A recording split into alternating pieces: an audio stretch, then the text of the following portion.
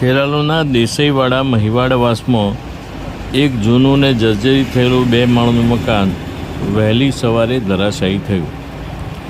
મકાન ધરાશાયી થયું ત્યારે એક ગાય કાટમાળ નીચે દબાઈ હોવાના સમાચારો વહેતા થયા. જોતજોતામાં નજીકના લોકો, સ્થાનિકો, યુવાનો દોડી આવ્યા. જીવદયાના લોકો પણ દોડી આવ્યા અને કાટમાળ હટાવીને ગાયને કાઢવાના પ્રયત્નો થયા.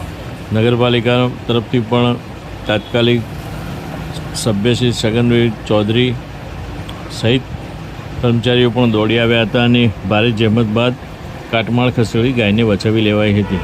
છતાં ગાય ઇજાગ્રસ્ત થઈ હતી. Online TV news reporter Suresh Thakor સાથે ફારૂક મેમણ, ખેરાલુ.